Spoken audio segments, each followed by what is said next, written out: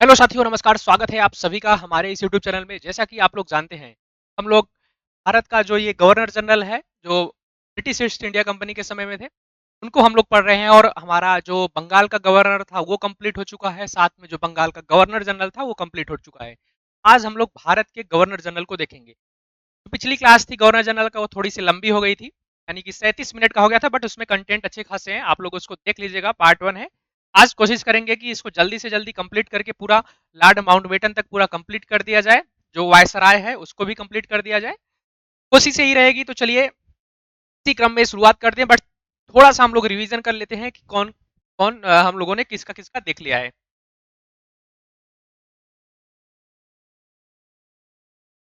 हमने बंगाल के गवर्नर को देखा, उसमें हमने लॉर्ड क्लाइव कि लॉर्ड क्लाइव 1742 में मद्रास काउंसिल का नौकर मात्र था। उसके बाद ये 1751 में सेना का कप्तान बनता है। 1757 में ये क्या नाम है कि गवर्नर बनता है, और 1765 में ये पुनः गवर्नर बन के आता है। 1757 से 1760 तक ये गवर्नर, प्लासी का जो युद्ध हुआ था इसी के समय हुआ था। साथ में 1765 में ये फिर से आता है यहाँ पे। इलाहाबाद की संधि जो बक्सर के युद्ध के बाद होता है 1765 में, वो इसी ने किया था। उसके बाद इसने उसमें भारत में द्वैध शासन प्रथा को स्टार्ट किया था। द्वैध शासन प्रथा को स्टार्ट किया था 12 अगस्त 1765 को। ने इलाहाबाद की प्रथम संधि की थी शाह आलम द्वितीय के साथ, जो कि मुगल बादशाह थे। दूसरा इसने 16 अगस्त 1765 को किया था इलाहाबाद की द्वितीय संधि, जो अवध के नवाब सुजाउद्दौला के साथ किया गया था। फिर बंगाल में द्वैध शासन, जिसको मैंने बता दिया। राजस्व वसूलना और सैनिक संरक्षण जो है अंग्रेजों के पास था, और प्रशासन को देखना वो जो बंगाल के नवाब थे उनके पास था। वो मीर जाफर को बनाया गया था। इसने मीर जाफर को शुरू में पहली बार में मीर जाफर को बनाया था। फिर इसमें क्या है कि जो बक्सर का युद्ध होता है उसमें मीर कासिम नवाब होता है, उससे ये मीर जाफर को बना देता है। फिर बिहार में राजा सिताब को दीवान बनाया, और बंगाल में मोहम्मद रजा खान को दीवान बनाया। फिर हमने बेरलॉस्ट को देखा। इसके पहले जो एक और आते हैं, इसमें हमने देखा था वेंसीटाट को। कौन? वेंसीटाट। वेंसीटाट को हमने देखा था। यानी कि इससे पहले जो 1760 से लेकर 1765 के बीच में थे, वो कौन था? वेंसीटाट। वेंसीटाट। वेंसीटाट जो थे ना, ये 1760 से लेकर 1765 के बीच में बंगाल के गवर्नर थे। इन्हीं के समय में जो है ना बक्सर का युद्ध हुआ था। इन्हीं के समय में बक्सर का युद्ध हुआ था। बक्सर के युद्ध को हमने बताया था कि 3 संयुक्त सेना, यानी कि बंगाल के जो नवाब थे मीर कासिम, साथ में अवध का नवाब सुजाउद्दौला, साथ में मुगल बादशाह शाह आलम द्वितीय का संयुक्त सेना थी। और इनके विपरीत जो था, इनके विरुद्ध जो था, वो ईस्ट इंडिया कंपनी था। इसमें ये तीनों लोगों की ईस्ट इंडिया कंपनी जीत जाती है। इसी प्रकार यहाँ पे इलाहाबाद की प्रथम संधि और द्वितीय संधि होती है, जो मैंने आपको बता दिया। विंसिटार्ट आते हैं, उसके बाद यहाँ पे विरलॉस्ट आ जाते हैं 1767 से 69 के बीच में। फिर कार्टियर आते हैं, फिर उसके बाद वारेन हेस्टिंग्स आ जाते हैं। वारेन हेस्टिंग्स की बात करें तो ये बंगाल के अंतिम गवर्नर थे, और बंगाल के प्रथम गवर्नर जनरल थे। ये अंतिम गवर्नर थे, बंगाल का प्रथम गवर्नर जनरल। द्वैध शासन को इसने समाप्त किया। द्वैध शासन को इसने समाप्त किया। फिर बंगाल का गवर्नर जनरल जो मैंने आपको बताया अभी, वारेन हेस्टिंग 1773 से लेकर 1785 के बीच में आते हैं। 1773 का जो रेगुलेटिंग एक्ट होता है इन्हीं के समय होता है। 1784 का जो पिट्स इंडिया एक्ट है वो भी इन्हीं के समय में होता है। और जो 1774 का रोहिल्ला युद्ध होता है इन्हीं के समय में होता है। 1775 से 82 का प्रथम मराठा युद्ध तथा आंग्ल मैसूर द्वितीय मैसूर युद्ध जो है इनके समय में ही होता है। और सालाबाई की संधि 1782 जो प्रथम आंग्ल मराठा युद्ध में हुआ था इनके समय में होता है। वही इस समय यहाँ के गवर्नर थे, बंगाल के गवर्नर जनरल। 1784 में इन्होंने एशियाटिक रखी, बंगाल में द्वैध शासन की समाप्ति किया इसने। कलकत्ता को बंगाल की राजधानी घोषित किया। याद रखिए, ये ऐसे गवर्नर जनरल थे बंगाल के जिनके ऊपर महाभियोग चलाया गया था इंग्लैंड जाने के बाद। इंग्लैंड जाने के बाद इनके ऊपर महाभियोग चलाया गया था। फिर उसके बाद लॉर्ड कॉर्नवालिस आते हैं। लॉर्ड कॉर्नवालिस ये बंगाल का गवर्नर जनरल बन के आता है। मैंने आपको पहले ही बताया था कि एक क्लास मैंने लिया है ऐतिहासिक पृष्ठभूमि का, उसमें मैंने बताया था कि इसने 2 शर्तों को रखा था कि मैं भारत में तभी जाऊंगा, बंगाल में तभी जाऊंगा जब मुझे 2 शर्तों को पूरा करना पड़े। यानी कि जो जो परिषद था, जो हमने बताया था ना कि एक परिषद की नियुक्त की गई थी गवर्नर जनरल की सहायता के लिए, तो उसका ये निर्णय को न मानने का अधिकार उसको मिला जाए। और उसके बाद जो चीफ का अधिकार होता है, सैन्य अधिकार भी इसको प्रदान कर दिया जाए। उसको ये दो यहाँ पे चीजें उसने प्राप्त करने के बाद ये यहाँ पे इसको घोषित किया गया था। यानी कि ये यहाँ पे गवर्नर जनरल बन के आया था बंगाल में। इसके समय में तृतीय जो मैसूर युद्ध होता है और श्रीरंगपट्टनम की संधि होती है टीपू सुल्तान के साथ, वो होता है। फिर लॉर्ड कॉर्नवालिस, बंगाल में स्थायी बंदोबस्त की शुरुआत 1793 में इसी ने किया था। और जिला फौजदारी अदालतें समाप्त कर भ्रमणकारी अदालतें बनाई, जिसमें इसने ढाका, कोलकाता, बिहार और पटना में 4 भ्रमणकारी अदालतों का इसने निर्माण किया। कार्नवालिस ने समझ सकती जिले के कलेक्टर को दे दी। यहीं से सिविल सेवा का प्रारंभ माना जाता है, इसे सिविल सेवा का जनक माना जाता है। पुलिस सेवा को जन्म देने वाला यही था। इसने सर्वप्रथम दरोगा की नियुक्ति की, 1787 का कार्नवालिस कोड ने राजस्व बोर्ड का गठन किया, जिसका जो प्रधान था वो सर जॉन शोर था तथा अभिलेखापाल जो थे जेम्स ग्रांट थे। फिर 1805 में गाजीपुर में मृत्यु हो जाती है। दोबारा यहाँ पे गवर्नर जनरल बन के आता है, बट 1805 में इसकी मृत्यु हो जाती है। कंपनियों के कर्मचारियों के निजी व्यापार को इसने रोक लगाती है। 1805 में पुनः गवर्नर जनरल बना है, और लेकिन मृत्यु हो जाती है। फिर हम देखेंगे सन जॉर्ज शोर के बारे में, जो कि 1793 से लेकर 98 के बीच में रहते हैं। 1793 का जो चार्टर अधिनियम था इसी के समय में था। फिर 1795 का अवध का उत्तराधिकार में हस्तक्षेप इसने किया था। इलाहाबाद की कंपनी के साम्राज्य में विलय। हस्तक्षेपवादी युग का जो प्रारंभ होता है ना, इसी के समय में होता है। फिर उसके बाद लाट सहायक संधि की नीति प्रारंभ होती है। सहायक संधि की नीति प्रारंभ होती है। सबसे पहले यह संधि हैदराबाद के निजाम के साथ करता है। चतुर्थ मैसूर युद्ध 1799 में टीपू सुल्तान की मृत्यु हो जाती है और मैसूर पे इसका कब्जा हो जाता है। मैसूर का युद्ध समाप्त हो जाता है। फिर उसके बाद द्वितीय मराठा युद्ध इसी के समय में होता है। बेसिन की संधि 1802 में इसके समय होती है। इसका कार्यकाल 1798 से लेकर 1805 था। फिर सर जॉर्ज बाले आते हैं बीच में। 1805 में कार्नवालिस आते हैं, बट कार्नवालिस की मृत्यु गाजीपुर में हो जाती है, आपको मैंने पहले बताया। फिर हस्तक्षेप की नीति का समर्थन का देखिए, ये जोन था, ये सर जॉन शोर जो था वो हस्तक्षेपवादी था। ये हस्तक्षेपवादी युग का जो था। और ये बार्ले जो था, ये हस्तक्षेप की नीति का समर्थन करता था। बिल्लोर का सिपाही विद्रोह 1806 में इसी के समय में हुआ था। फिर उसके बाद आते हैं लॉर्ड मिंटो प्रथम 1807 से 1813। मैंने आपको बताया था मिंटो द्वितीय में आप कंफ्यूज मत होइएगा। मिंटो द्वितीय 1809 की बात करता है, जो कि 1805 में आते हैं, उनकी बात उसको याद रखिएगा। ये मिंटो प्रथम की बात है। 1807 से 1813 इनका जो है कि कार्यकाल रहता है। इसने चार्ल्स मेटकाफ को रणजीत सिंह के पास भेजा और 1809 में रणजीत सिंह के साथ अमृतसर की संधि की। बताया गया था कि सतलज नदी का जो पश्चिम का एरिया है उसको रणजीत सिंह छोड़ दे, यानी कि पूर्व उसको पश्चिम का एरिया में ही वो क्या नाम है कि उसको छोड़ दे और पूर्व के एरिया में अपना प्रशासन करे। सॉरी, पश्चिम का एरिया अपना ले और पूरब का एरिया अंग्रेजों का रहेगा, उसमें ये हस्तक्षेप नहीं करेंगे। ये सारी चीजें थी। वो सतलज नदी का जो क्षेत्र था उसकी बात है कि उसके ऊपर का ही क्षेत्र जो होगा वो उनका होगा, किसका, रणजीत सिंह का। वो अमृतसर के संधि में बताया गया था। इसने बुंदेलखंड तथा नागपुर विद्रोह का दमन किया। फिर उसके बाद लॉर्ड हेस्टिंग्स आ जाते हैं। लॉर्ड हेस्टिंग 1813 से लेकर 1823 की बात करता है। आंग्ल नेपाल युद्ध 1814 से 16 में इन्हीं के मध्य में होता है, इन्हीं के समय में होता है। और सुगौली की संधि 1816 में इसके समय में होते हैं। सुगौली की संधि आपको अक्सर सुनाई देता होगा, जब भारत और नेपाल के बीच विवाद की स्थिति आती है ना, तो सुगौली की संधि वो मानने से इनकार करता है। नेपाल इनकार करता है, वो कहता है कि नहीं, वो अंग्रेजों के समय में हुआ था, हम उसको मानते नहीं है। और उसी में भारत में काला पानी वो विवाद होता रहता है, आप लोग देखे होंगे, अगर न्यूज में चर्चा में बना रहता है हमेशा। तृतीय मराठा युद्ध 1817 से 19 के बीच में हुआ था और इसने कंपनी साम्राज्य में विलय कर लिया मराठों का। वही प्रेसिडेंसी की स्थापना 1818 में होती है। फिर पिंडारियों के बारे में बताया कि ये मराठी भाषा का एक शब्द है। ये लुटेरों का एक दल था, जो कि जिसमें हिंदू मुस्लिम दोनों लोग शामिल थे। और एक अंग्रेजी अधिकारी थे जॉन मॉलकम ने इन्हें मराठा शिकारी के साथ शिकारी कुत्तों की संज्ञा दी थी। पिंडारी नेता में जीतुल बासिल मोहम्मद और आमिर खान और करीम खान थे।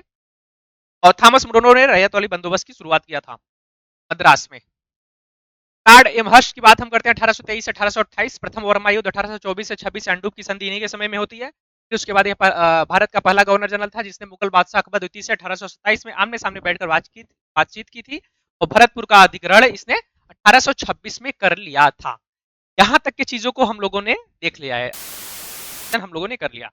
आप लोग क्या करिएगा कि जैसे कि बंगाल का गवर्नर, आप लोग उसको लिख लीजिएगा कि यहाँ कौन कौन है। क्लाइव है, वेंसिटार्ट है, वेरलेस्ट है, कार्टियर है, हेस्टिंग्स है, को लिख लीजिएगा। फिर इनके समय काल को लिख लीजिएगा। पहले इनके जो क्रम है ना, क्योंकि देखिए क्रोनोलॉजी में आपसे यूपीपीसीएस, आरओ और भी किसी भी एग्जाम में, यूपीएससी के एग्जाम में ये क्वेश्चन क्रोनोलॉजी के माध्यम से पूछ लेता है कि इसमें से पहला दूसरा सेटिंग आपको बैठाना रहता है कि पहला कौन था, दूसरा कौन था, पहले गवर्नर जनरल कौन बना था, दोबारा कौन बना था। ये सेटिंग आपको 4 ऑप्शन दे सकता है। तो वहां से ये आपका क्लियर हो जाएगा। अगर आप लोग इसको याद कर लेंगे, याद कर लीजिएगा, याद कर लीजिएगा। क्योंकि देखिए मैं यहाँ पे कितना भी बता दूं, आपको कोई दिक्कत, कोई प्रभाव नहीं पड़ेगा जब तक आप घर पे बैठ के इसका प्रैक्टिस नहीं करेंगे। प्रैक्टिस के साथ साथ एक बार प्रैक्टिस नहीं, कम से कम 3 4 5 बार प्रैक्टिस कर लेंगे ना, शुरू में ही प्रैक्टिस करेंगे, सिर्फ 5 मिनट का काम है, तो आपको चीजें बेहतर हो जाएगी। और आपको चीजें जो है ना वो बेहतर से बेहतरीन तक लेके जाना है, ताकि आपको एक बार अच्छे से पढ़ाई कर लीजिए, जिंदगी आपके अनुसार हो जाएगी। 6 महीने की बात है, 6 महीने के बाद आप जिस हिसाब से जिंदगी जीना चाहेंगे उस हिसाब से जिएंगे। बट अगर ये 6 महीना आप मजे कर लेंगे तो अगले 60 साल तक आपकी जिंदगी बेकार हो जाएगी। इसलिए इस 6 महीनों को उपयोगी बनाइए और अपनी जिंदगी को अग्रसर करिए और एक नौकरी पाइए। सबसे पहली बात तो नौकरी है, क्योंकि पैसा ही जीवन में मायने रखता है, उसके सिवा कुछ नहीं होता है। याद रखिएगा, पैसा बहुत मायने रखता है, बस हाँ पैसा सही तरीके से कमाया गया हो वो मायने रखता है। अगर आपके पास पैसा है तो कुछ भी करने की जरूरत नहीं है। अगर आप चुनाव में खड़ा होना चाहते हैं ना, तो भी पैसा है तो कोई दिक्कत नहीं। किसी भी चुनाव में खड़े होना चाहे, सांसद, विधायक, कोई भी, आपके पास पैसा है तो आपको कुछ भी प्रचार करने की जरूरत नहीं है, कुछ भी करने की जरूरत नहीं है, आप चुनाव जीत जाएंगे। पैसे का कमाल है तो सिर्फ एक फोकस, पढ़ाई करिए, पढ़ाई के साथ नौकरी लीजिए, नौकरी के बाद फिर आप जो अपना करना चाहते हैं वो कीजिए। बट अभी अगर आप 6 महीने अपना बर्बाद कर देंगे ना, 6 महीने, एक साल, जो भी समय बर्बाद कर देंगे, ये बहुत बिगड़ जाएंगी और आपको कोई पूछने वाला नहीं होगा।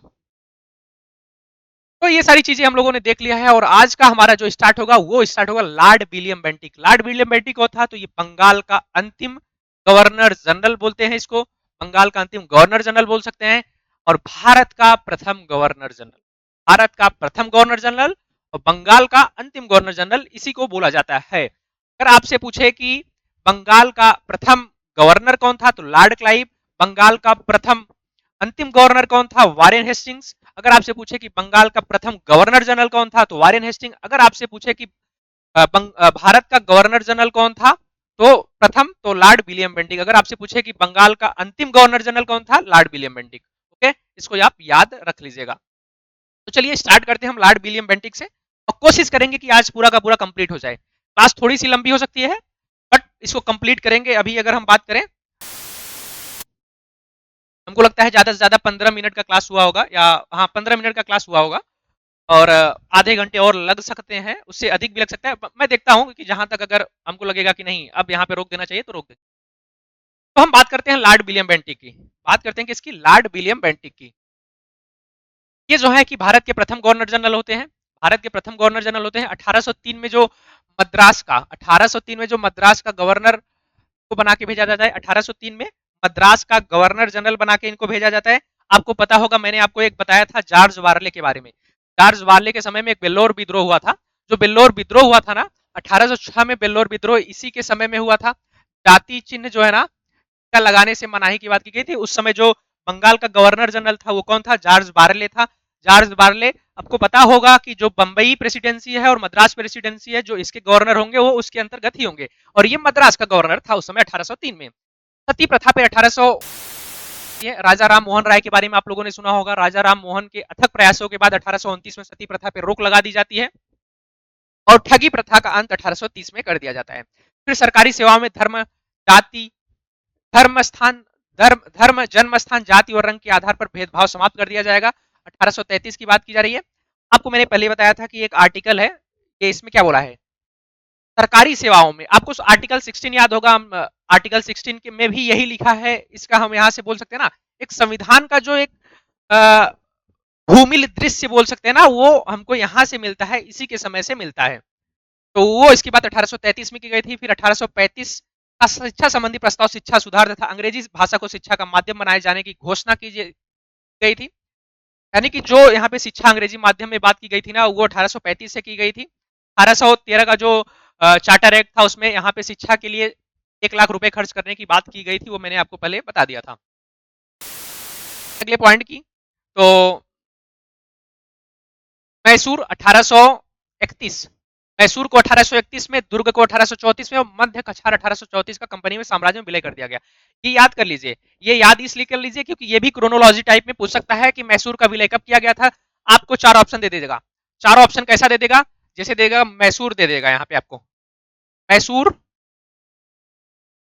फिर उसके बाद दुर्ग, फिर उसके बाद आपका दे दीजिएगा मध्य कछार, मध्य कछार ये आपको दे देगा, और इसके सामने आपका डेट लिख दे देगा। जैसे मान लीजिए लिख दिया 1831, फिर उसके बाद 1834, फिर 1834। आपसे पूछेगा कि इसमें से सही कौन सा है।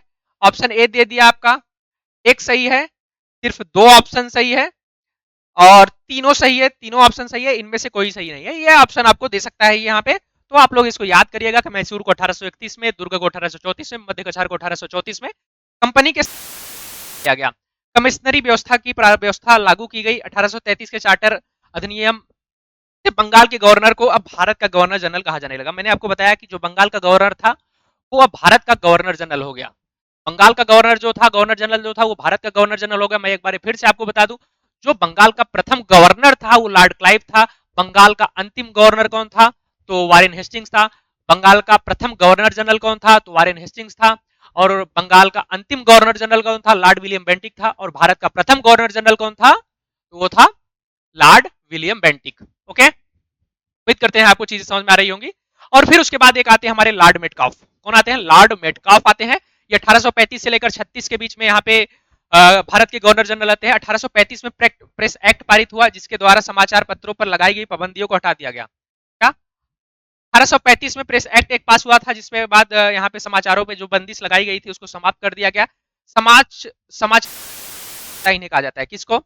लॉर्ड मेटकाफ को समाचार पत्रों का मुक्तिदाता कहा जाता है। लॉर्ड मेटकाफ को समाचार पत्रों का मुक्तिदाता कहा जाता है। इसको आप याद करिए, ये बहुत बार एग्जाम में पूछा है कि किसे समाचार पत्रों का मुक्तिदाता कहा जाता है, और उसमें 4 ऑप्शन दे दिया जाता है और लॉर्ड मेटकाफ उसका आंसर हो जाएगा।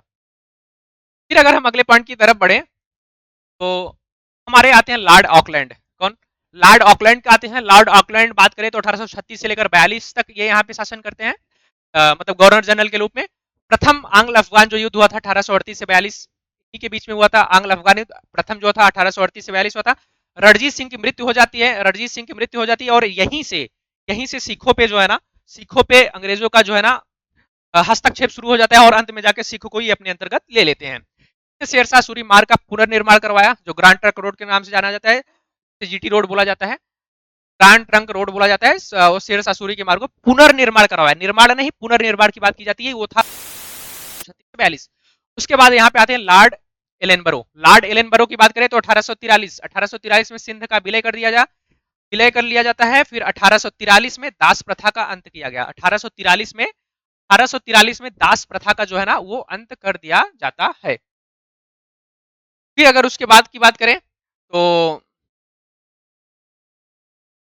लॉर्ड हार्डिंग प्रथम आते हैं 1844 से 1848। 1844 से 1848 के बीच में लॉर्ड हार्डिंग आते हैं।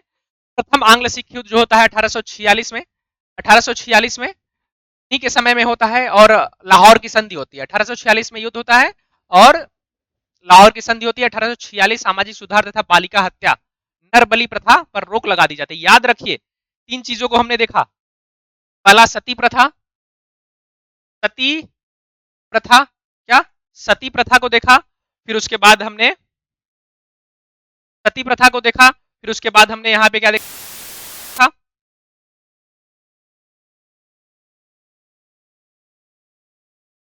एक मिनट रुकेगा।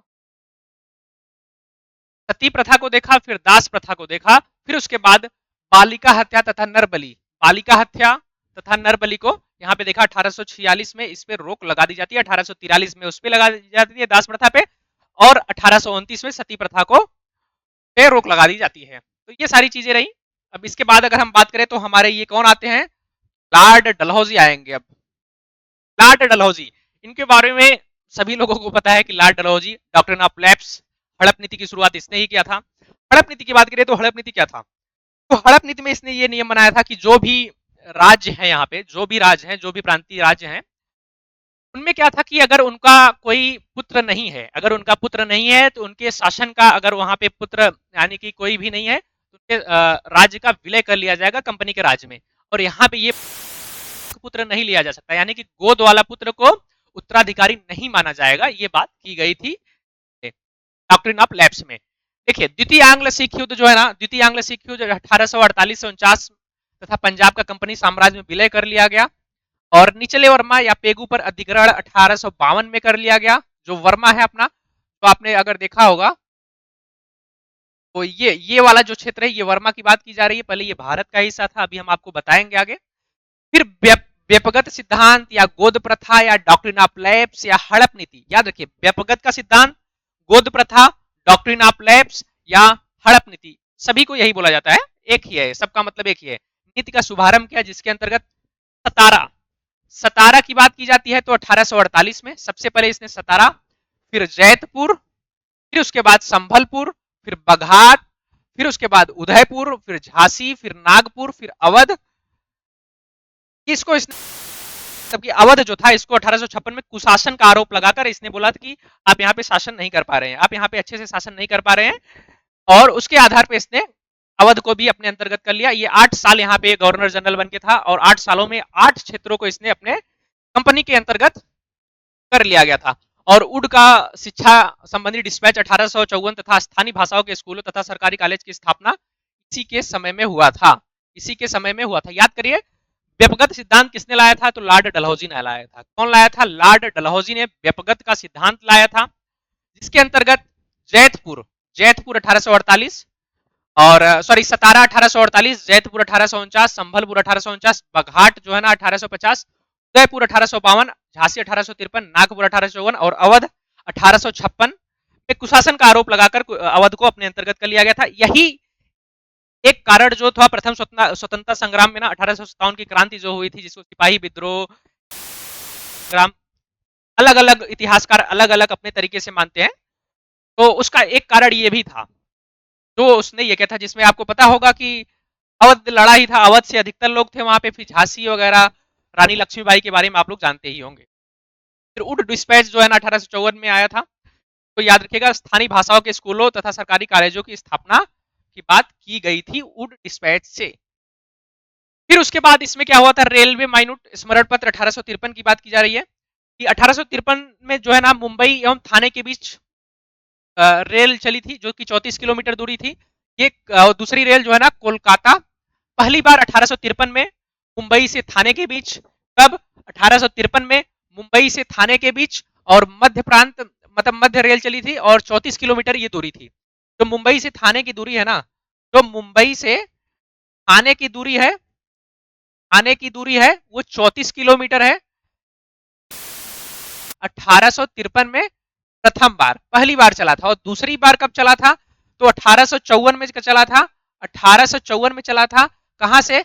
कोलकाता से, कोलकाता से रानीगंज के बीच, रानीगंज के बीच ये रेल लाइन चला था 1854 में। याद रखिएगा, पहला सबको याद रहता है बट दूसरा नहीं याद रखा है। याद रखिए, दूसरा 1854 में चला था, कोलकाता से रानीगंज के बीच ये रेल चली थी। फिर उसके बाद 1854 में डाक टिकटों का चलन, 2 पैसों में तार को कहीं भी भेजा जा सकता था।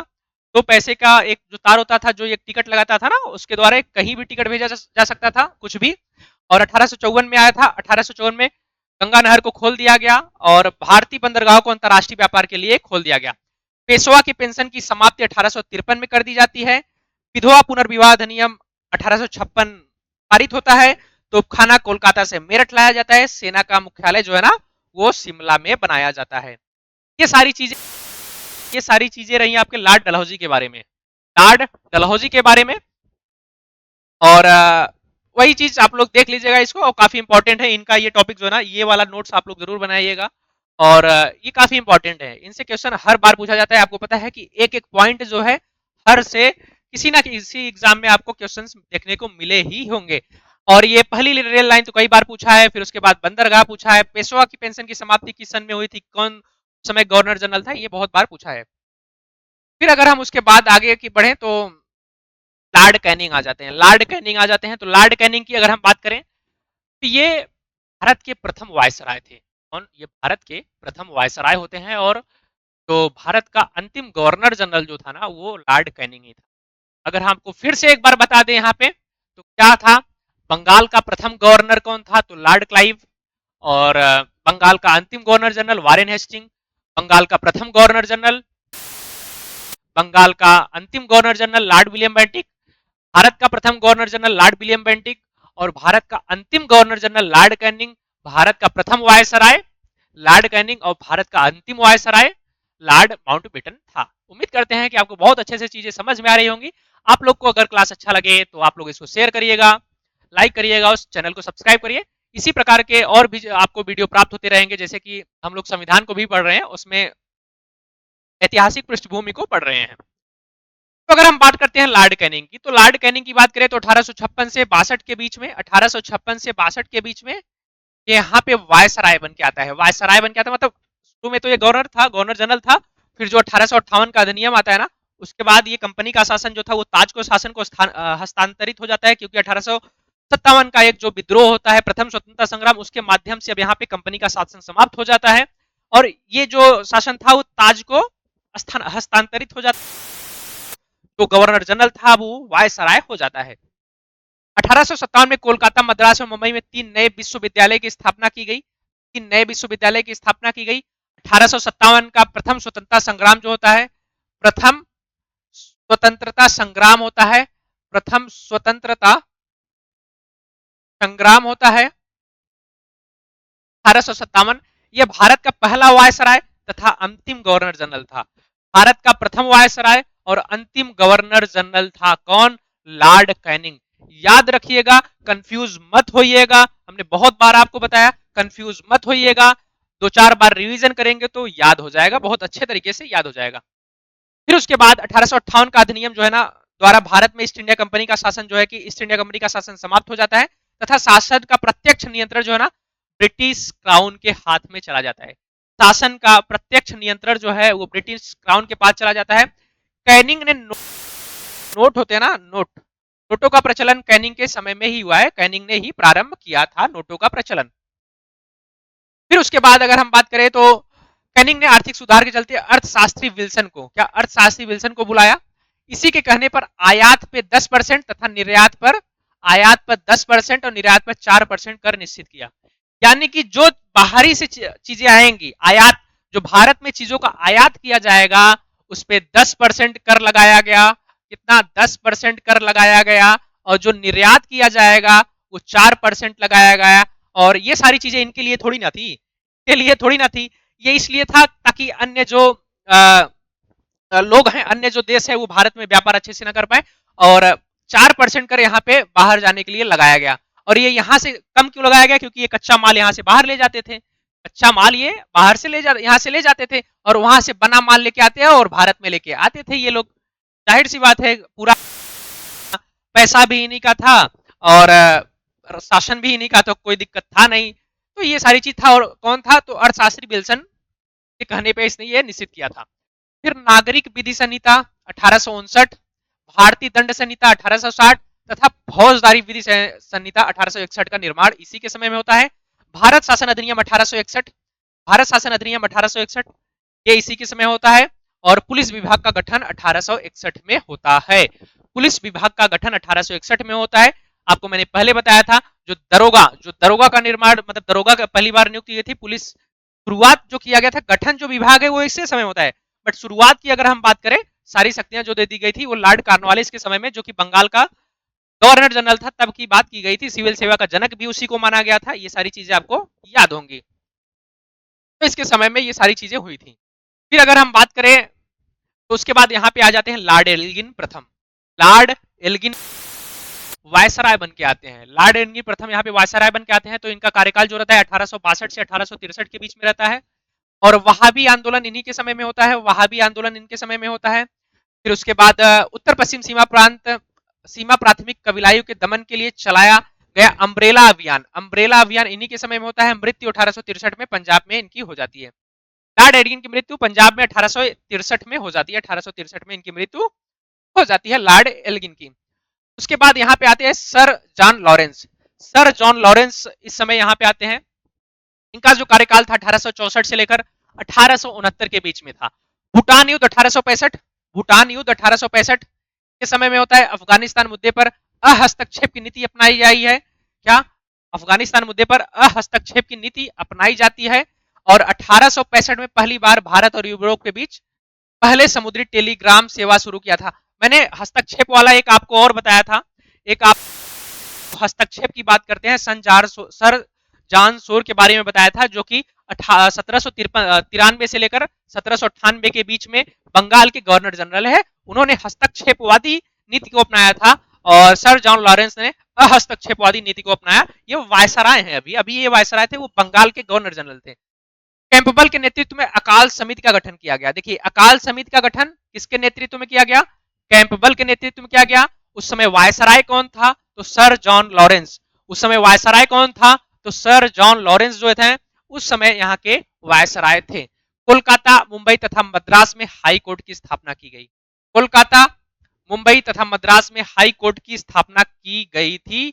उस समय कौन था? तो सर जॉन लॉरेंस ही थे यहाँ के वायसराय। फिर उसके बाद आ जाते हैं लॉर्ड मेयो। लॉर्ड मेयो याद होगा आपको, ये क्वेश्चन बहुत बार पूछा है। लॉर्ड मेयो प्रथम जनसंख्या याद ही होगा ना, प्रथम जनसंख्या की जो बात की जाती है इन्हीं के समय में किया जाता है। 1969 से 72 के बीच में जनगणना जो है जो प्रथम जनगणना थी 1869 से बीच में 1872 के बीच में यहाँ पे रहते हैं। काठियावाड़ा में राजकोट कॉलेज, काठियावाड़ा में राजकोट कॉलेज, और भारतीय युवराज को राजनीतिक प्रशिक्षण देने के लिए अजमेर में मेयो कॉलेज की स्थापना की जाती है। जो भारत के प्रांतीय क्षेत्र थे ना, वहां के जो राजा थे के युवराजों को, उनको बच्चों को एक राजनीतिक शिक्षा देने के लिए ना अजमेर में मेयो कॉलेज की स्थापना की जाती है। मेयो कॉलेज की स्थापना कहां पे? अजमेर में, याद रखिएगा अजमेर में की जाती है, अजमेर में। फिर भारतीय सांख्यिकी सर्वेक्षण की स्थापना इसने किया जाता है। सांख्यिकी सर्वेक्षण की स्थापना इसी के समय में होती है। 1872 में कृषि विभाग की स्थापना की जाती है। 1872 में कृषि विभाग की स्थापना की जाती है। केंद्र तथा प्रांतों के मध्य राजस्व के बंटवारे की नई प्रणाली का शुभारंभ होता है। 1871 में राज्यों में रेलवे व्यवस्था का शुभारंभ होता है। में राज्यों में रेलवे व्यवस्था का शुभारंभ होता है। 1871 में प्रथम जनगणना का कार्य प्रारंभ जो 1872 में पूरा हुआ था वो इसी के समय में हुआ था। ये क्वेश्चन हर बार पूछता है, मतलब बहुत सारे यूपीपीसीएस में तो पता नहीं कितनी बार पूछ लिया गया है। यूपीपीसीएस में पता नहीं कितनी बार इसको पूछा गया है कि प्रथम जनगणना जो प्रारंभ हुआ था किसके समय में हुआ था? वो हुआ था लॉर्ड मेयो के समय में। ये ऐसा गवर्नर जनरल था जिसको अंडमान निकोबार में इसकी हत्या कर दी गई थी। ये एकमात्र वायसराय था जिसकी यहाँ पे हत्या कर, एकमात्र वायसराय था जिसकी हत्या अंडमान निकोबार में की गई थी, भारत में कर दी गई थी। फिर अगले पॉइंट की तरफ बढ़े तो हमारा जो अगला है वो है Lord Northbrook. Lord Northbrook, Lord Northbrook की बात करें तो 1872 से 1876 के बीच में ये भारत में क्या नाम है, वायसराय के रूप में आते हैं। 1800 जो 74 का बिहार का काल था ना, इसी के समय में हुआ था। 1875 में sir Syed Ahmad Khan Mohammedan Anglo Orient की स्थापना की थी, जिसमें नॉर्थब्रुक ने 10,000 रुपए दान में दिया था। किसने स्थापना किया था? तो सैयद अहमद खान ने। सैयद अहमद खान ने 1875 में मोहम्मदन एंग्लो ओरिएंटल कॉलेज की स्थापना की थी। इसमें जो नॉर्थब्रुक थे उन्होंने 10,000 रुपए का दान दिया था। इसमें इनका जो कार्यकाल है 1872 से 76 के बीच में है। प्रिंस ऑफ वेल्स की यात्रा जो था भारत में 1875। अब देखिए प्रिंस ऑफ वेल्स की भारत यात्रा, ये देखिए ये यहाँ पे ये आ रहे हैं प्रिंस ऑफ वेल्स। यहाँ पे ब्रिटेन के महाराजा युवराज आ रहे हैं यहाँ पे, और भारत में अकाल पड़ा है और वहां के लोगों के लिए खाने के लिए लोग मर रहे हैं, और यहाँ पे इनका भव्य स्वागत किया जा रहा है। भव्य स्वागत किया जा रहा है प्रिंस ऑफ वेल्स का। यानी नहीं इन्होंने किसी भी तरीके से भारत को लूटने में और भारत का आर्थिक शोषण, साथ साथ सामाजिक शोषण, साथ साथ राजनीतिक शोषण करने में किसी कसर छोड़ी नहीं थी। किसी भी प्रकार की कोई कसर छोड़ी नहीं थी। 1875 में इनकी यात्रा होती है भारत में। फिर बड़ौदा का जो गायकवाड़ था पर मुकदमा, पंजाब में कूका आंदोलन इन्हीं के समय में हुआ था। पंजाब में कूका आंदोलन जो था ना वो इन्हीं के समय में हुआ था। फिर उसके बाद आ जाते हैं लॉर्ड लिटन। लॉर्ड लिटन आते हैं। लॉर्ड लिटन की बात करें तो 1876 से 1880, 1876 से 1880 के बीच में ये भारत के वायसराय रहते हैं। यह एक प्रख्यात कवि, प्रख्यात कवि, उपन्यासकार और निबंध लेखक हैं। प्रख्यात कवि, उपन्यासकार और निबंध लेखक हैं। 1876 से 78 का अकाल जो था ना, मद्रास, मुंबई, मैसूर, हैदराबाद, मध्य भारत के कई हिस्से तथा पंजाब बुरी तरह प्रभावित हुआ था। देखिए बुरी तरह प्रभावित हुआ था, और वहां पे वेल्स ऑफ प्रिंस आ रहे हैं। प्रिंस ऑफ वेल्स यहाँ पे आके अपना स्वागत करा रहे हैं। भव्य स्वागत किया जा रहा है उनका, हाथी घोड़े बैंड बाजा के साथ उनका स्वागत किया जा रहा है। और यहाँ पे भारत में अकाल, रोटी नहीं है, यहाँ पे खाने के लिए रोटी नहीं है, लोग मर रहे हैं खाने के लिए, पहनने के लिए कपड़ा नहीं है, रहने के लिए घर नहीं है, और यहाँ पे उनका स्वागत किया जा रहा है। मतलब यही चीजें हैं। और आज भी बहुत सारी चीजें देखने को मिलती है हमारे भारत में। बहुत सारे ऐसे लोग हैं जिनके पास खाने के लिए रोटी नहीं है, खाने के लिए रोटी नहीं है। आप यहाँ पे, मैं यहाँ पे रहता हूँ प्रयागराज में, आप यकीन मानिए यहाँ पे कम से कम हमको लगता है कि 20 से 25 30 से 25 लेबर चौराहा होगा, 30 से 25 लेबर चौराहे होंगे। और आप सुबह में चले जाएंगे ना, वहां पे कम से कम हर लेबर चौराहे पे कम से कम 100 200 150 लोग आपको मिलेंगे कि उन्हें काम मिल जाए। काम नहीं मिल रहा है लोगों को, और उसमें से 100 200 लोगों में से कम ऐसे 20 25 30 लोग होते हैं जिनको उस दिन का काम नहीं मिल पाता है और वो उस दिन भूखे सोते हैं। यहाँ पे जो डिवाइडर लगा है ना, जो यहाँ पे चुंगी है ना, चुंगी है संगम के पास चुंगी, वहां पे डिवाइडर, वहां पे जो ओवरब्रिज बना है उसके नीचे लोग हैं। आप सोचिए मतलब क्या जिंदगी है। लोग यहाँ पे अपने बारे में सोच के बोलते होंगे कि यार क्या जिंदगी मिली है, कम से कम पैसा हो गया था। देखिए, आपसे बदतर भी जिंदगी बहुत सारे लोगों की है। आप यकीन मानिए यहाँ पे आप एक बार देखेंगे ना, रात को आप घूमने जाएंगे, अगर रात को कभी मान लीजिए आपको मौका मिले इलाहाबाद में या कहीं भी किसी के शहर में, इलाहाबाद में ही नहीं किसी भी शहर में अगर आप जाएंगे ना, तो आप देखेंगे कि वहां पे जो बीच वाला वो होता है ना, डिवाइडर होता है, बीच में डिवाइडर में छोटा सा जगह होता है, लगभग 3 फीट का रहता है। उसमें पेड़ पौधे लगे होते हैं या घास पूरा लगा मतलब जम गया होता है घास, उसी पे वो बिस्तर बिछा के सोए रहते हैं। और यहाँ पे हम लोग रूम में सोते हैं तो पंखा चलता है तो हमको लगता है कि कूलर चाहिए, कूलर चलता है तो हमको लगता है एसी चाहिए। यहाँ पे जिंदगी की वास्तविकता को समझिए। तब मतलब ना, तब आप जहां पे हैं, अगर आपको पढ़ने का मौका मिला है तो आप पढ़ाई करिए, क्योंकि ये मौका सभी को नहीं मिल पाता, किसी को भी नहीं मिल पाता, मतलब सभी लोगों को नहीं मिल पाता। आप भाग्यवान हैं कि आपके घर वाले आपको पढ़ाई करने का मौका दिए। ये सोचिए, यहाँ पे 3 यानी कि 10-10 साल के बच्चे जो है ना, 10-10 साल के बच्चे जो है यहाँ पे काम कर रहे हैं।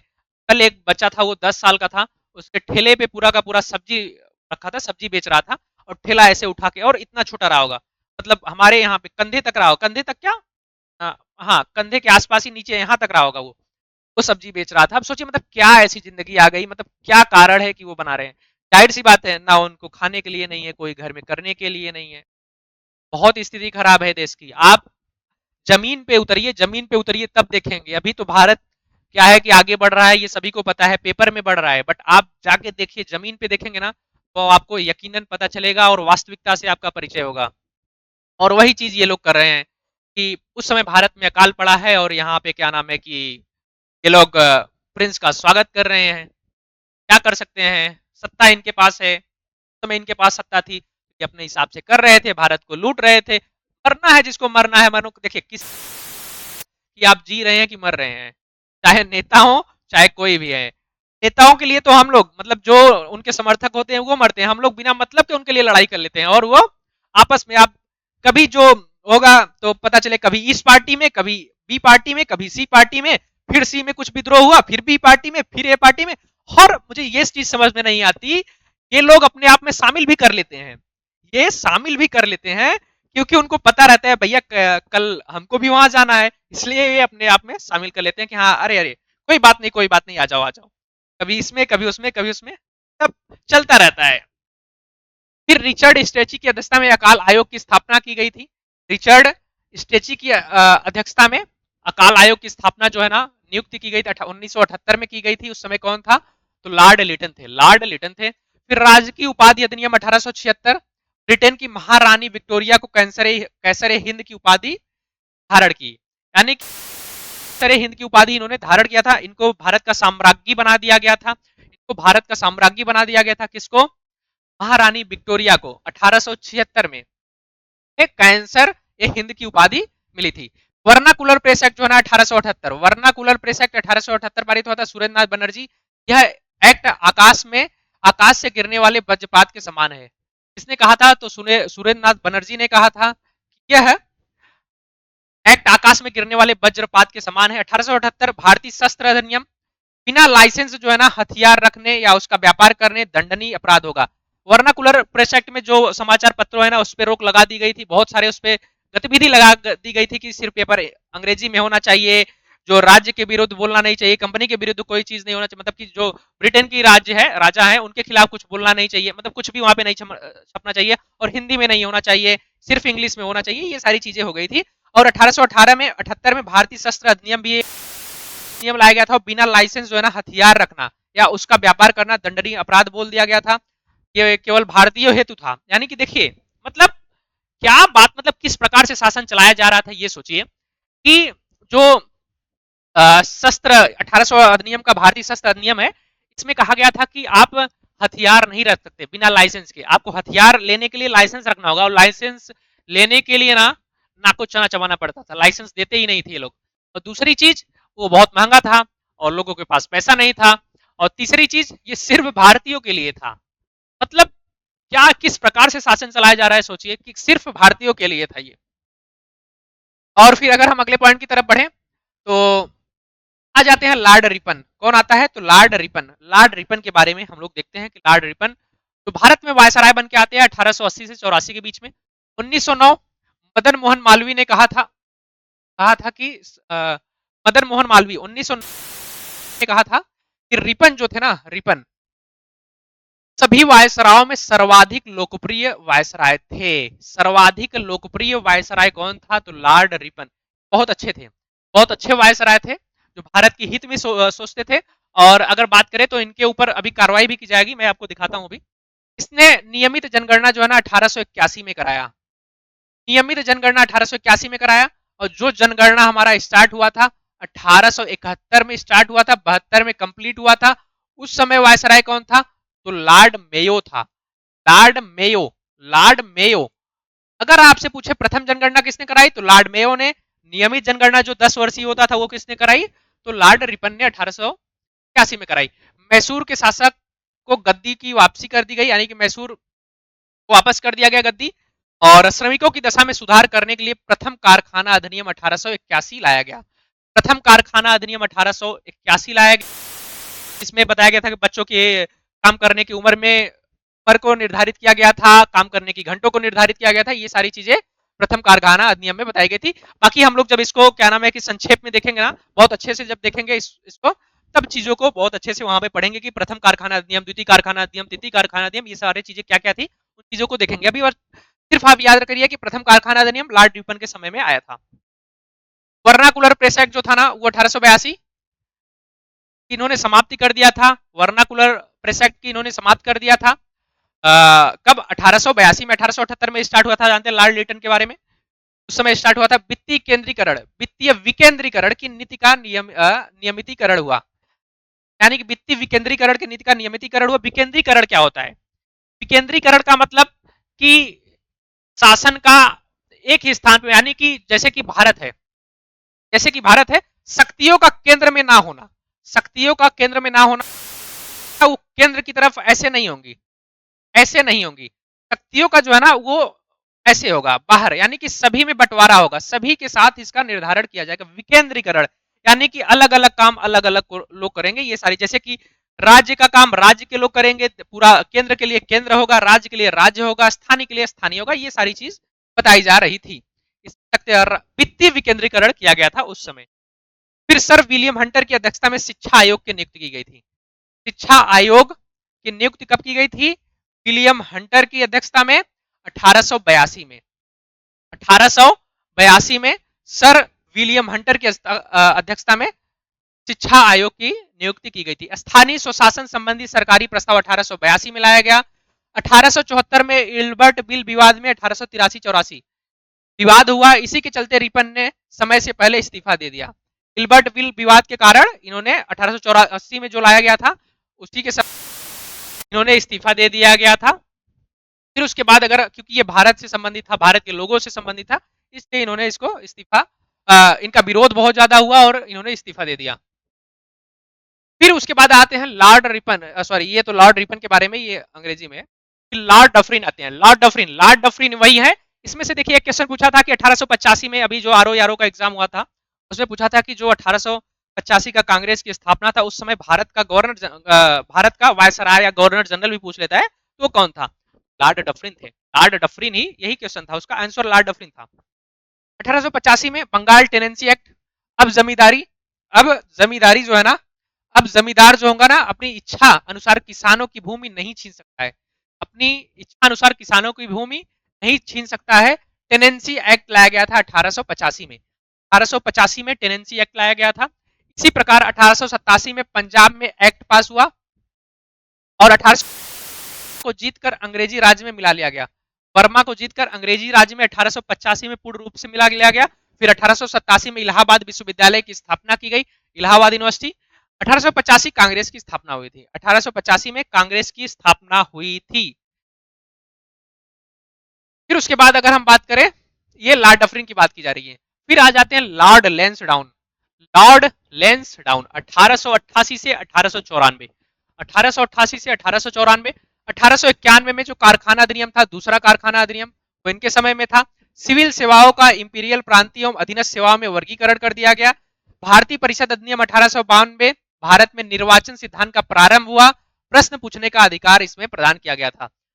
ये जरूरी नहीं था कि जो प्रश्न ये पूछेंगे उनका उत्तर दिया जाए, बट प्रश्न पूछने का अधिकार इनको प्रदान कर दिया गया था। फिर अफगानिस्तान भारत के बीच 1993 में, सॉरी 1800 है, ये 1800 है, 1893 में डूरंड की संधि होती है। क्या डूरंड आयोग की स्थापना की जाती है, जिससे अफगानिस्तान और भारत का जो रेखा बनता है उसकी बात की जा रही है। फिर 1894 में ये रेखा बन जाती है। ये रेखा जो है ना 1894 में डूरंड रेखा बन जाती है। डूरंड आयोग आते हैं, जो अफगानिस्तान और भारत का जो सीमा रेखा है उसको निर्धारित किया जाता है डूरंड रेखा के नाम से। फिर अगले पॉइंट की तरफ बढ़े तो हमारा अगला पॉइंट कौन आ जाएगा? लॉर्ड एल्गिन द्वितीय। कौन? लॉर्ड एल्गिन द्वितीय। अगर हम इसकी बात करें लॉर्ड एल्गिन द्वितीय की, तो ये 1894 से लेकर 1899 तक ये भारत का वायसराय रहते हैं।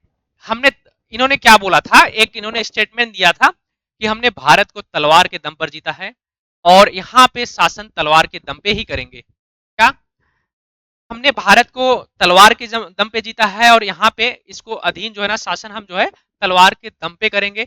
हमने भारत तलवार के दम पर जीता है, इसी के बल पर यहाँ पे अधीन इसको रखेंगे। कौन बोला था? ये बोला था लॉर्ड एल्गिन। याद रखिएगा लॉर्ड एल्गिन की बात की जा रही है। Lord Elgin. पुणे में प्लेग फैला, फिर चापेकर बंधुओं द्वारा 2 ब्रिटिश अधिकारियों की हत्या 1897 में की गई। इंडियन एजुकेशन सोसाइटी का गठन किया गया। चित्रण विद्रोह इसी समय में हुआ था। चापेकर बांधो नहीं, चापेकर बंधुओं द्वारा 2 ब्रिटिश अधिकारियों की हत्या 1897 में की गई थी। ये हम लोग देखेंगे, बहुत अच्छे से देखेंगे चापेकर बंधु कौन थे, कि ये क्रांतिकारी क्या, मतलब ये सारी चीजों को हम लोग देखेंगे बहुत अच्छे तरीके से। फिर आगे आते हैं हमारे लॉर्ड कर्जन। लॉर्ड कर्जन के बारे में आप लोगों ने सुना ही। लॉर्ड कर्जन बंगाल का विभाजन करने वाला व्यक्ति। बंगाल का विभाजन करने वाला व्यक्ति कौन था? Lord Curzon. अब यहां से स्टार्ट हो जाएगा 20वीं शताब्दी। 20वीं सदी का आरंभ होता है। आप लोग इसको 4-5 पार्ट में जो मैंने आपको बताया था पहले ही उसमें देख लीजिएगा कि एक आप लोग बंगाल का गवर्नर को देख लीजिएगा, फिर बंगाल का गवर्नर जनरल देख लीजिएगा, भी गवर्नर जनरल होते हैं बंगाल उसको देख लीजिएगा। फिर जो लॉर्ड विलियम बेटिक से वायसराय के बीच में यानी कि लॉर्ड डलहौजी कैनिंग तक, नहीं डलहौजी तक, वहां तक की चीजों को एक लिख लीजिएगा, तो याद कर लीजिएगा। फिर उसके बाद कैनिंग से लेकर ना यहाँ तक लॉर्ड कर्जन तक की चीजों को आप लोग देख लीजिएगा। लॉर्ड एल्गिन द्वितीय तक की चीजों को आप लोग याद कर लीजिएगा। फिर उसके बाद जो अगला पार्ट आपका आएगा लॉर्ड कर्जन से माउंटबेटन तक को कंप्लीट। चलिए हम लोग देखते हैं इसको। आज इसको हम कंप्लीट कर देते हैं पूरा। गवर्नर जनरल आज कंप्लीट कर देते हैं। उसके बाद हम लोग कुछ प्रमुख अधिवेशन को देखेंगे। क्या कुछ प्रमुख अधिवेशन जो हुए हैं भारत में, कांग्रेस के अधिवेशन, उसको देखेंगे। लॉर्ड कर्जन की बात करें तो 1899 से 1905 के बीच में ये भारत में आता है। पुलिस प्रशासन में सुधार। क्या पुलिस प्रशासन में सुधार के लिए इसने एंड्रयू फ्रेजर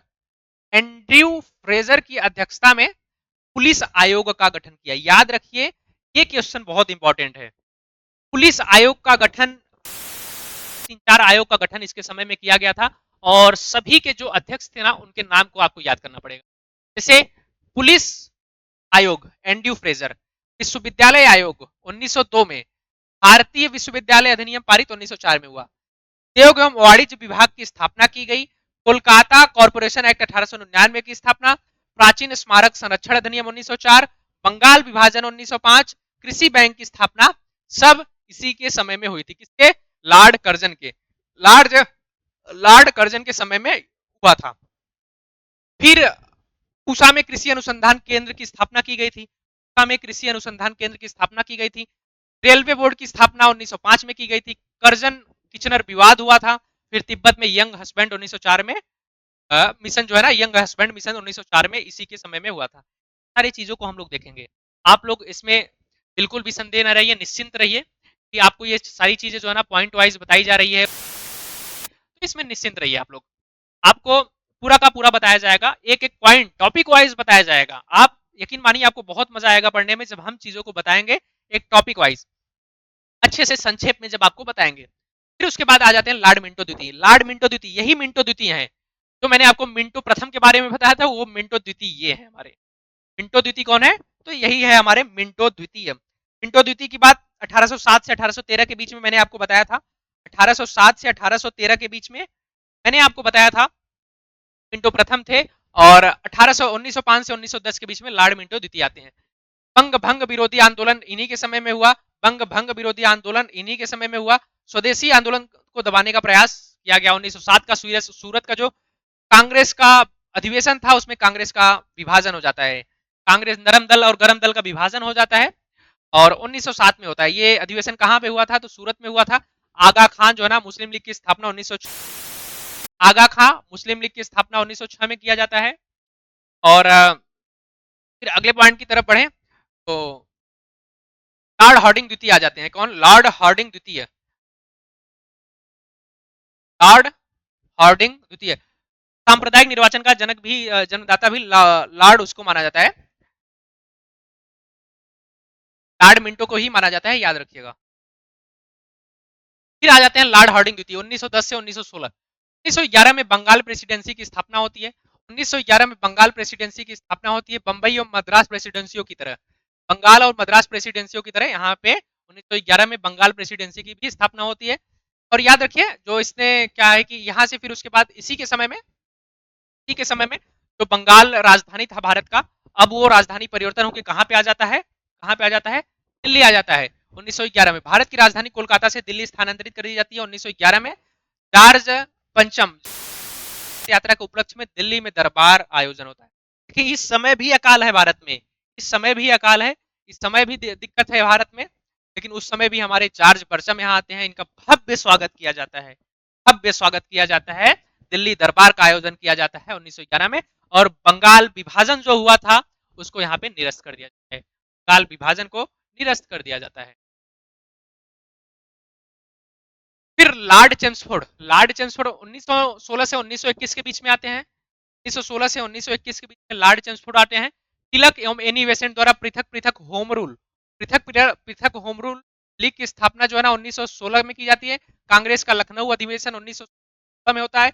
जो 1907 में कांग्रेस का विभाजन हुआ था ना, जो 1907 में कांग्रेस का सूरत का विभाजन हुआ था, इसमें दोनों लोग एक हो जाते हैं फिर से, में जो गरम दल और नरम दल थे उनमें फिर से एक हो जाते हैं। ये कांग्रेस एवं मुस्लिम लीग के बीच लखनऊ समझौता होता है।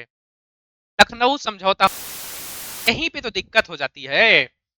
यहीं पे पाकिस्तान पाकिस्तान बनने का जो एक प्रमुख कारण था ना, वो यही था, वो यही था, क्योंकि कांग्रेस के द्वारा जो मुस्लिम का जो सांप्रदायिक निर्वाचन की बात की गई थी ना, इसको कांग्रेस के द्वारा मान लिया जाता है यहाँ पे, और यहीं से पाकिस्तान की उत्पत्ति बोल सकते हैं कि यहीं से हो जाती है। अब धीरे धीरे बाद में जाके पाकिस्तान बृहद रूप में पाकिस्तान बनता है। फिर गांधी जी की दक्षिण अफ्रीका से स्वदेश वापसी हो जाती है 9 जनवरी, शायद 9 जनवरी था ना, हाँ 9 जनवरी 1915 में ये क्या नाम है भारत आ जाते हैं। उपरांत साबरमती आश्रम की स्थापना 1916, खेड़ा सत्याग्रह 1918, अहमदाबाद सत्याग्रह 1918 और चंपारण 1917। चंपारण का जो चंपारण जो था 1917 में था। फिर उसके बाद साबरमती आश्रम 1916, खेड़ा 1918, अहमदाबाद जो सत्याग्रह था मिल विद्रोह अहमदाबाद का वो 1918 में होता। मॉन्टेग्यू की घोषणा 1917 में होती है। भारत सरकार अधिनियम 1900 जाता है, चला जाता है 1919 में मॉन्टेग्यू लाया जाता है, और रोलेक्ट एक्ट 1919 में लाया गया था। भारत सरकार अधिनियम 1919, रोलेक्ट एक्ट 1919 में लाया जाता है। ये कौन था उस समय? Lord Chelmsford. कौन था? Lord Chelmsford. फिर अगर अगले पॉइंट की तरफ बढ़े तो जलियांवाला बाग हत्याकांड 1919 इसी के समय में हुआ था। हम देखिए जलियांवाला बाग हत्याकांड के अंदर नहीं जा रहे हैं, हम बहुत अच्छे से बताएंगे, आप लोग ये उसमें क्या है, चीजें है, क्यों है, नहीं बताया जा रहा है, ये मत बोलिए। यहाँ पे आज इसको कंप्लीट करना है, पॉइंट वाइज इसको कंप्लीट कर लेते हैं। आप लोग पॉइंट वाइज इसको देख लीजिएगा, नोट्स को देख लीजिएगा। अगर आप बनाना चाहते हैं तो 4-5 2-3 पेज लगेगा, वहां पे बना लीजिएगा। पहले गवर्नर जनरल, पहले गवर्नर, फिर गवर्नर जनरल, फिर उसके बाद भारत के गवर्नर जनरल, फिर वायसराय, फिर 20वीं शताब्दी, ऐसे करके आप बना लीजिएगा, याद कर लीजिएगा। फिर उसके बाद जब चीजों को पढ़ेंगे बहुत अच्छे से, वहां पे आपको चीजें 1919 में जलियांवाला बाग हत्याकांड, असहयोग एवं खिलाफत आंदोलन इसी के समय में। पुणे में महिला विश्वविद्यालय की स्थापना की गई थी? पुणे में महिला विश्वविद्यालय की स्थापना की गई थी 1900। फिर शिक्षा व्यवस्था में सुधार के लिए सैंडलर कमीशन की नियुक्ति किया गया था 1917 में। सैंडलर कमीशन की नियुक्ति की गई थी। फिर बाल गंगाधर तिलक की जो मृत्यु हो जाती है 1 अगस्त 1920 को इनकी मृत्यु हो जाती है। एसपी सिन्हा की बिहार के गवर्नर जनरल के पद पर नियुक्ति। गवर्नर बनने वाला प्रथम भारतीय था। बिहार का गवर्नर जो था ना उस पे एसपी सिन्हा, एसपी सिन्हा की नियुक्ति होती है। ये बिहार के गवर्नर बनते हैं। गवर्नर बनने वाला प्रथम भारतीय कौन था? एसपी सिन्हा। कहाँ के गवर्नर बनते हैं? तो बिहार के। फिर अगर अगले पॉइंट की तरफ बढ़े तो लॉर्ड रीडिंग आ जाते हैं। Reading reading reading Lord reading की बात करें तो 1921 से 1926 के बीच में चौरा चौरी की घटना 5 फरवरी 1922 में इन्हीं के समय में हुआ था, जिसकी वजह से गांधी जी ने असहयोग जो आंदोलन था उसको वापस ले लिया था। चौरा चौरी घटना इन्हीं के समय में हुआ था 5 फरवरी 1922 और गांधी जी ने असहयोग आंदोलन वापस ले लिया था। केरल में मोपला विद्रोह में 1910 की प्रेस एक्ट एवं रोलेट एक्ट की वापसी हो गई थी। वापसी हो गई थी यानी कि जो लगाया गया था उसको हटा दिया गया। फिर फौजदारी कानून संशोधन अधिनियम तथा कपास पर उत्पादन शुल्क की समाप्ति कर दी गई। मुल्तान, अमृतसर, दिल्ली, अलीगढ़ एवं कोलकाता में भीषण सांप्रदायिक दंगे प्रारंभ हुए। काकोरी ट्रेन डकैत 1925 में इन्हीं के समय में हुआ था। काकोरी ओकोरी सब पढ़ेंगे, जलियांवाला बाग, चौरा चौरी, असहयोग आंदोलन, गांधी जी की भारत यात्रा, फिर उसके बाद सविनय अवज्ञा आंदोलन, सब बंगाल विभाजन क्या कैसे सब कुछ पढ़ेंगे और बहुत अच्छे से पढ़ेंगे, पॉइंट वाइज पढ़ेंगे, एक्सप्लेन करते हुए पढ़ेंगे। आप टेंशन मत लीजिएगा। फिर उसके बाद अगर हम बात करें स्वामी श्रद्धानंद की हत्या 1926 में, आर दास तथा मोतीलाल नेहरू द्वारा स्वराज पार्टी का गठन किया गया 1926 में। 1923 की आईसीएस की परीक्षा जो है ना क्रमशः दिल्ली एवं लंदन में कराने का निर्णय लिया गया। दिल्ली एवं लंदन में कराने का निर्णय लिया गया 1923 में। भारत से जो एक ली आयोग बना था 1924 में, ली आयोग बना था 1924 में। फिर अकाली आंदोलन एवं गुरुद्वारा एक्ट लाया गया। दिल्ली और नागपुर में विश्वविद्यालय की स्थापना की गई। दिल्ली एवं नागपुर में विश्वविद्यालय की स्थापना की गई। फिर लॉर्ड इरविन की बात करें तो 1926 से 1931 के बीच में साइमन कमीशन भारत यात्रा, साइमन कमीशन की भारत यात्रा 1928 था। भारतीयों का इसका तीव्र विरोध किया गया था। तीव्र विरोध किया गया था साइमन कमीशन भारत यात्रा पे 1928 में। अगर हमको बता दें आपको साइमन कमीशन, ये वही साइमन कमीशन है जब 1919 का जो अधिनियम आया था, भारत शासन अधिनियम जो आया था, कि क्या है ना 10 साल बाद उनको जांच कर यहाँ पे रिपोर्ट देना था। तो 1927 में इनकी नियुक्ति होती है। फिर 1928 में ये भारत आते हैं। यही जो कमीशन था ना साइमन कमीशन, इसी में इनका विरोध किया जाता है और इसमें 7 लोग थे। और विरोध किस लिए किया जाता है? जो 7 लोग थे वो सातों अंग्रेज थे, सातों अंग्रेज थे। साइमन गो बैक का नारा दिया जाता है और यहीं पे लाला लाजपत राय जो कि पंजाब के सर पे लाठी लगने के कारण उनकी मृत्यु हो जाती है। फिर भविष्य में भारतीय संविधान के रूपरेखा के निर्धारण हेतु लखनऊ में सर्वदलीय सम्मेलन 1928, इसकी रिपोर्ट को लखनऊ रिपोर्ट के नाम से जाना जाता है। ये इसी के समय में हुआ था। देशी रियासतों के संबंध में हार्टोंग समिति का गठन 1927 में। लाहौर के सहायक पुलिस अधीक्षक सैंडर्स की हत्या। दिल्ली विधानसभा के कक्ष में बम विस्फोट 1919। लाहौर षड्यंत्र केस एवं लंबे उपवास के कारण कारागार में जतिन दास की मृत्यु 1929 एवं दिल्ली में ट्रेन विस्फोट की घटना, सब घटनाएं लॉर्ड इरविन के समय में हुई थी। लॉर्ड इरविन के समय में हुई कि सारी घटनाओं को हम क्रम वाइज देखेंगे। सिर्फ आप यहाँ पे गवर्नर जनरल को देखिए, सॉरी वायसराय या गवर्नर जनरल दोनों लिखा रहेगा तो याद रखिएगा। तो देखिए और पॉइंट वाइज चीजों को याद करिए। फिर कांग्रेस का जो लाहौर अधिवेशन हुआ था, कांग्रेस का लाहौर अधिवेशन पूर्ण स्वराज पारित किया गया था। देखिए ये भी क्वेश्चन आरओ में ये भी क्वेश्चन पूछा गया था। आप सोचिए कि अगर आप गवर्नर जनरल और कांग्रेस के अधिवेशन को पढ़ लेते हैं तो आप समझिए कि आपके 80% आपको चीजें क्लियर हो जाएंगी, फैक्चुअल चीजें आपको याद हो जाएंगी।